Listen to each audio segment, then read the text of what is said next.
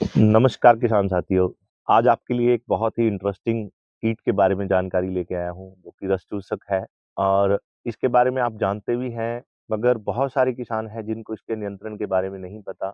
तो वो रस चूसक कीट है मिलीबग।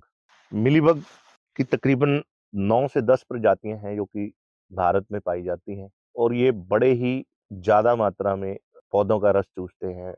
व रस चूस कर उनका नुकसान करते हैं। इसके नुकसान कहाँ-कहाँ हैं, कौन-कौन सी फसल में है? मिलीबग का हमला आप लोग अंगूर, अंजीर, खजूर, सेब, केले की प्रजाति है, नींबू वर्गीय पौधे हैं, मुख्यतः कपास की फसल है, शहतूत है, गुड़हल है, अमरूद है, मूँगफली है, भिंडी है, कद्दू वर्गीय जो फसलें हैं, उनके अंदर, गुलाब के अंदर बहुत ज़्यादा मात्रा में ये नुकसान करता है। और ये पाया वहाँ जाता है जहाँ पे थोड़ी-सी नमी होती है, वहाँ पर। तो मिलीबग की जो 8 से 9 प्रजातियां नुकसान करती हैं।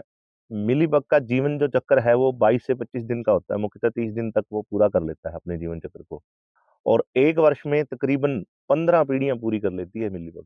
मिलीबग का जो शरीर होता है वो मोम की परत से ढका रहता है, जिससे कि जब हम कीटनाशक या किसी और दवाई का या इस्तेमाल करते हैं तो वो पूर्णतः नहीं मर पाता। मिलीबग जो है वो अक्रियाशील होता है, चल नहीं सकता। इनके अंडों पर मोम लगा होता है, और यह पशुओं या इंसानों द्वारा चिपक कर एक स्थान से दूसरे स्थान पर जाती है। यह पौधों का रस चूसती है, वह मधुरस बनाती है, और उसका जो त्याग है वो मल के द्वारा करती है। मधुरस होने की वजह से कीड़ों व चींटियों को अपनी तरफ आकर्षित करती है। यही चींटियां इनकी दूसरे प्राकृतिक शत्रुओं से रक्षा करती हैं। वह मधुरस को खाकर जीवित रहती हैं। कई बार तो इन चींटियों को मिलीबग को एक स्थान से दूसरे स्थान पर ले जाते भी पाया गया है। तो किसान साथियों, जानते हैं कि इसका नियंत्रण कैसे कर सकते हैं।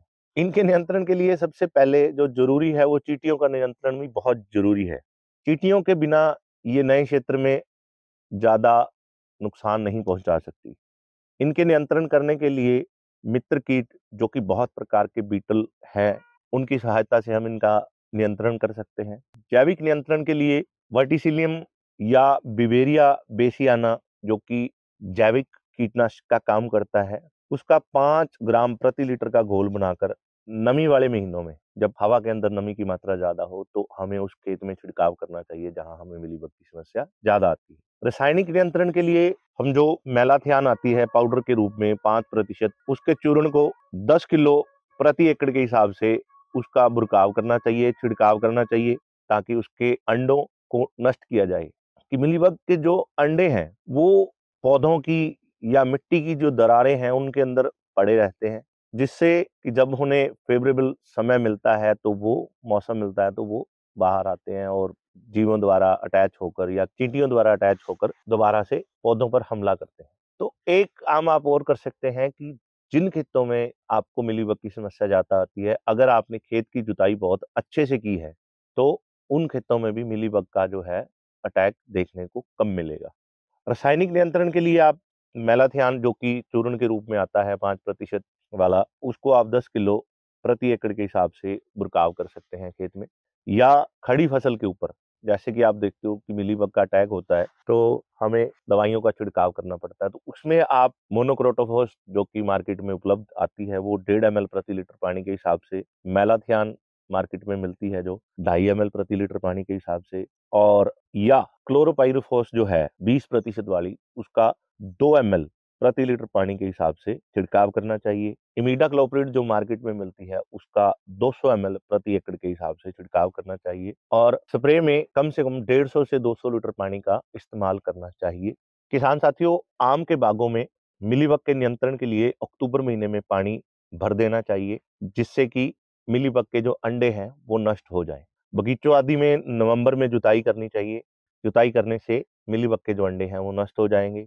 कपास के खेत की अच्छी तरह से जुताई करने से भी अंडे नष्ट हो जाते हैं। और ध्यान रखने योग्य बात जो है कि खेत के चारों तरफ, कोई भी फसल हो, चारों तरफ आपके खरपतवारों का ना होना भी आपको मिलीबग से बचा सकता है, आपकी फसल को सुरक्षित रख सकता है। किसान साथियों, अगर आपको हमारे द्वारा दी गई जानकारी अच्छी लगी तो हमारे चैनल को अपने अन्य साथियों के साथ शेयर करें, लाइक करें, कमेंट करके बताएं कि आपको हमारी वीडियो कैसी लगी, और अन्य साथियों को चैनल सब्सक्राइब करने के लिए प्रोत्साहित करें और आप खुद भी चैनल सब्सक्राइब करें।